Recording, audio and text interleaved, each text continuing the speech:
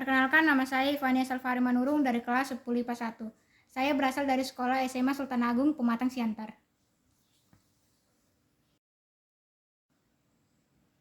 Dalam video ini, saya akan menjelaskan macam-macam perizinan usaha.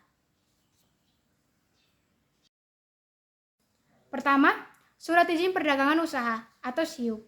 Agar usaha yang kamu jalankan diakui oleh pemerintah, ada baiknya kamu mempelajari dan mengajukan pengurusan surat izin usaha perdagangan. Seluruh jenis usaha yang terdiri dan melakukan kegiatan usaha di dalam negeri diwajibkan mengurus SIUP. Bisa dibilang, pengertian surat izin usaha perdagangan atau SIUP adalah surat perizinan yang diturunkan khusus pada setiap pelaku bisnis. Mulai dari bisnis skala kecil hingga skala global yang melakukan usaha di Indonesia. Setiap badan usaha yang mengurus dan memiliki SIUP secara langsung dan tidak langsung mendapatkan pengakuan penuh akan legalitas hukum pada kegiatan usahanya. Contohnya seperti ini.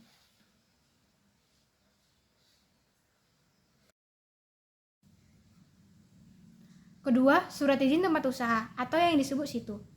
SITU atau surat izin tempat usaha merupakan sebuah surat yang dikeluarkan untuk badan usaha, perusahaan, perseorangan yang membuka tempat usaha. Surat izin tempat usaha atau SITU ini dikeluarkan oleh badan hukum yang lokasinya terdekatan dengan tempat usaha atau perusahaan tersebut.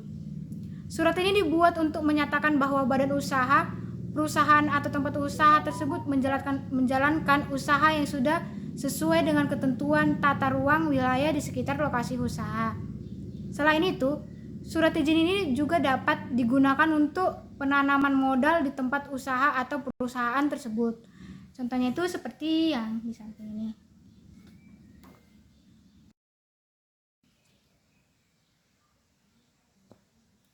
Ketiga, nomor pokok wajib pajak atau bisa disebut NPWP.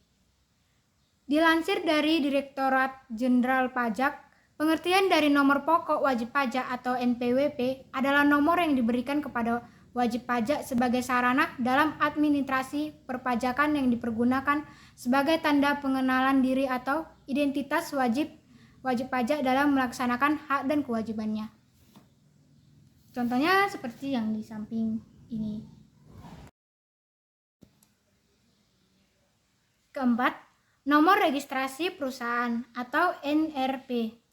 NRP atau nomor registrasi perusahaan atau disebut juga dengan TDP, tanda daftar perusahaan, wajib dipasang oleh pelaku usaha di tempat usahanya agar bisa menjadi pertanda kalau usahanya sudah terdaftar dengan jelas dan berjalan dengan resmi.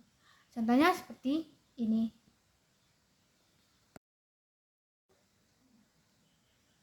Kelima, nomor rekening bank atau NRB.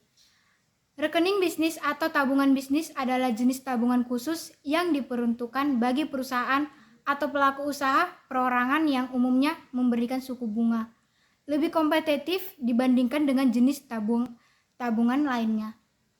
Contohnya seperti ini. Keenam, AMADAL. Analisis mengenai dampak lingkungan hidup yang selanjutnya disebut AMADAL. AMADAL adalah kajian mengenai dampak penting suatu usaha atau kegiatan yang direncanakan pada lingkungan hidup yang perlukan bagi proses pengambilan keputusan tentang penyelenggaraan usaha atau kegiatan.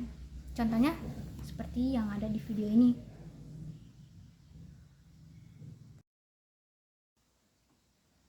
Ketujuh, izin prinsip. Izin prinsip adalah perizinan usaha pertama dari Badan Koordinasi Penanaman Modal atau BKPM, yang mana setiap investor harus miliki ketika ingin memulai investasi di Indonesia maupun menanam modal atau berinvestasi di Indonesia. Contohnya seperti ini.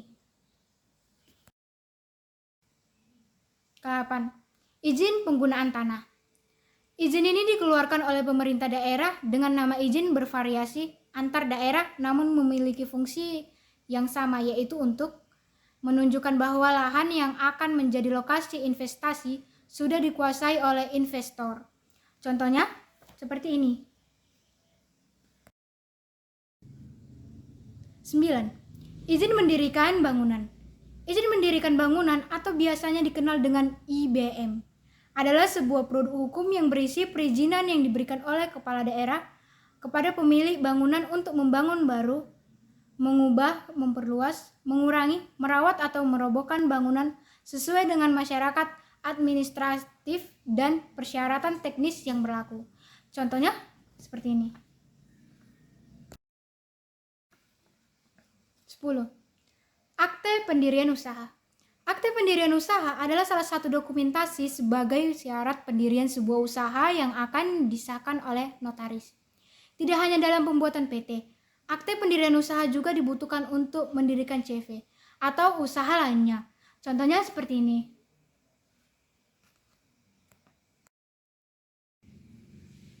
Demikianlah penjelasan saya tentang macam-macam perizinan usaha. Terima kasih.